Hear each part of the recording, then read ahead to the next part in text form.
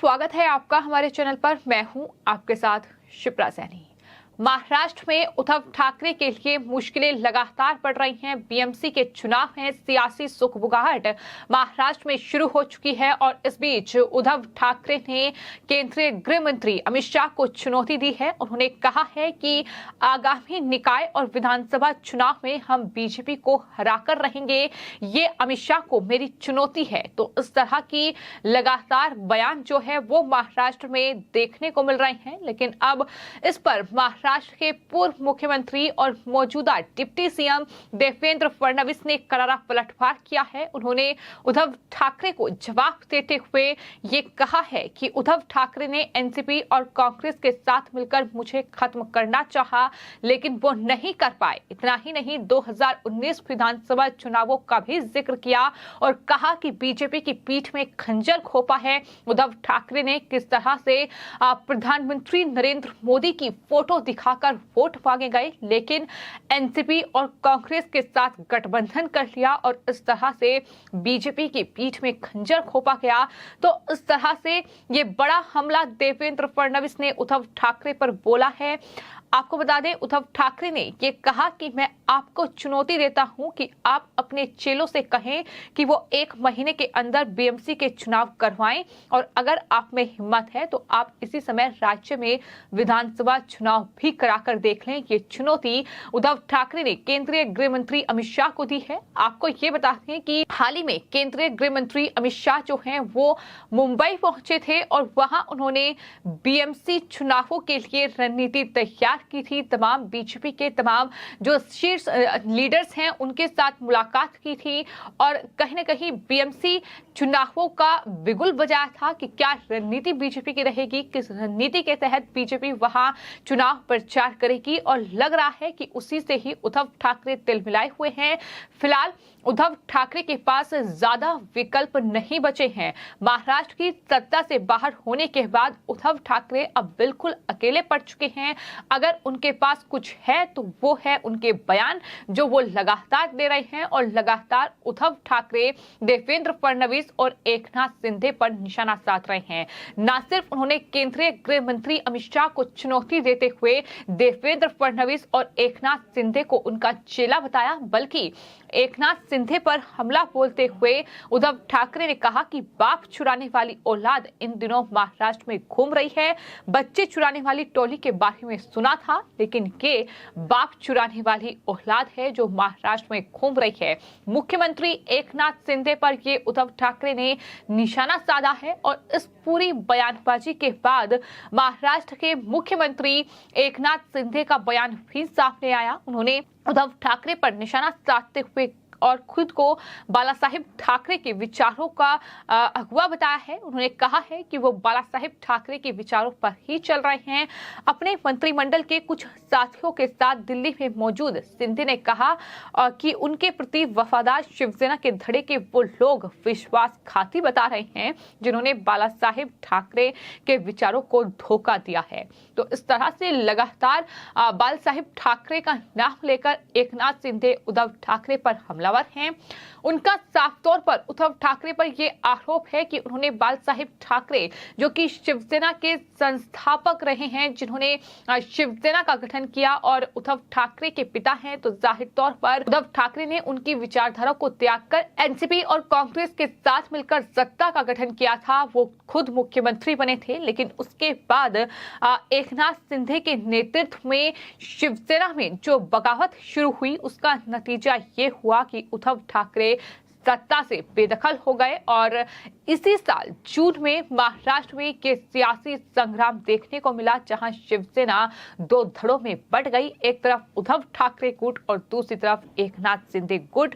साथ ही आपको ये बता दें कि एकनाथ शिंदे ने तमाम जो शिवसेना के विधायक थे वो उनके साथ आ गए और इस तरह से उद्धव ठाकरे को कहीं ना कहीं चुनौती शिंदे की ओर से दी गई कि वो बाला साहेब ठाकरे के विचारों पर नहीं चल रहे हैं और किस तरह से एनसीपी और कांग्रेस से अगर दूर हो जाएं तो जाहिर तौर पर कुछ बात बन सकती है, लेकिन ऐसा हुआ नहीं और शिंदे ने देवेंद्र फडणवीस यानी बीजेपी के साथ मिलकर सरकार बना ली। वो मुख्यमंत्री हैं, देवेंद्र फडणवीस डिप्टी सीएम बने हैं और उसी के बाद से दोनों धड़ों के बीच ये कड़वी जुबानी जंग जो है वो देखने को मिल रही है। लेकिन उद्धव ठाकरे, उनके बेटे आदित्य ठाकरे लगातार उस तरह की बयानबाजी कर रहे हैं, लगातार कभी केंद्रीय गृह मंत्री को चुनौती, कभी देवेंद्र फडणवीस को चुनौती, तो कभी महाराष्ट्र के जो मौजूदा मुख्यमंत्री हैं एकनाथ शिंदे, उन्हें चुनौती दी जा रही है। और इससे पहले हाल ही में आदित्य ठाकरे ने भी महाराष्ट्र के मुख्यमंत्री एकनाथ शिंदे के नेतृत्व वाले गुट में शामिल बाकी विधायकों को इस्तीफा देने और चुनाव का सामना करने की चुनौती दी थी। एक जनसभा में उन्होंने ये कहा था कि जब हमने आपको सब कुछ दिया तो आपने हमारी पीठ में छुरा क्यों घोंपा और आपने इस्तीफा देकर चुनाव का सामना क्यों नहीं किया, जैसा कि लोकतंत्र में होता है। ये आदित्य ठाकरे की ओर से उन बाकी विधायकों से कहा गया था।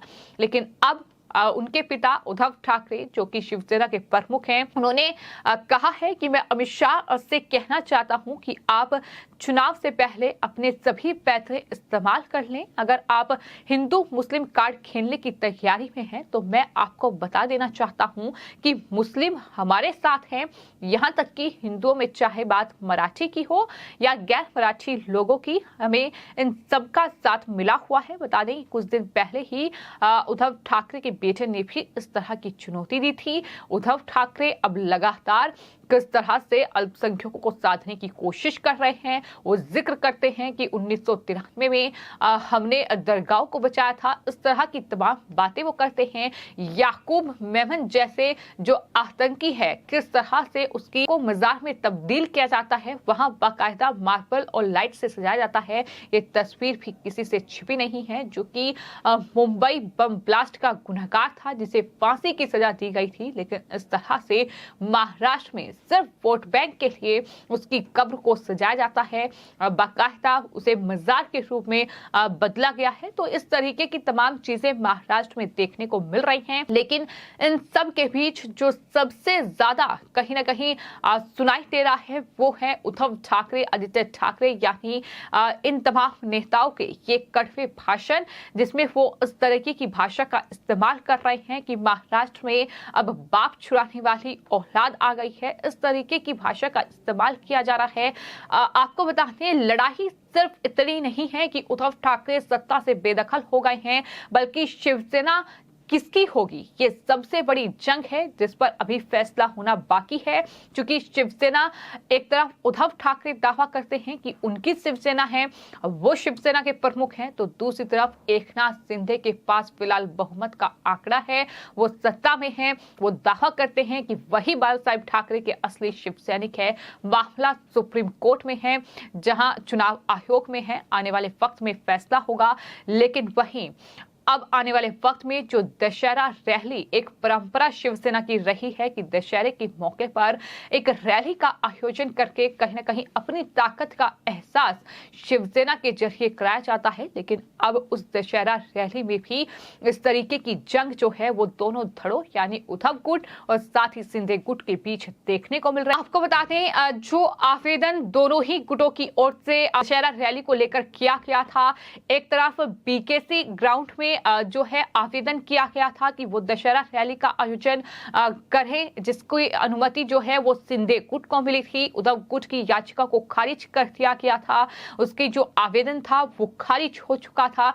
सबकी निगाहें इस बात पर टिकी थी कि शिवाजी पार्क में जो दशहरा रैली होनी है उसमें बीएमसी का फैसला क्या होगा, बीएमसी किसका आवेदन स्वीकार करेगी। लेकिन आपको ये बता दें कि बीएमसी ने दोनों ही गुटों के आवेदन को खारिज कर दिया है। दरअसल कोई भी अब शिवाजी पार्क में दशहरा रैली नहीं कर पाएगा, ये बड़ा फैसला बीएमसी की ओर से लिया गया है। लेकिन वहीं एकनाथ शिंदे गुट जो है वो अब जो बांद्रा कुर्ला कॉम्प्लेक्स ग्राउंड है वहां पर रैली का आयोजन करेगा।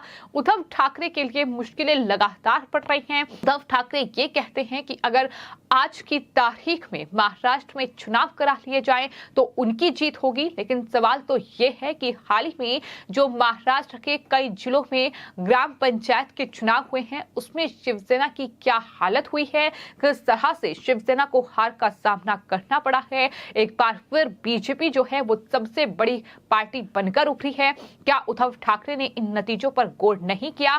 तो इस तरह से कहीं न कहीं चुनौती जरूर दी जा रही है, लेकिन जो आंकड़े सामने आ रहे हैं, जो लोगों के रिएक्शन सामने आ रहे हैं, आखिर वो क्या चाहते हैं, वो किसे सपोर्ट कर रहे हैं, ये तमाम चीजें शायद उद्धव ठाकरे और उनके बेटे आदित्य ठाकरे या तो देखना नहीं चाहते हैं या नहीं देख पा रहे हैं, क्योंकि फिलहाल महाराष्ट्र में इस तरीके की सियासी जंग लगातार जारी है, जहां चुनौतियों का दौर शुरू हो गया है।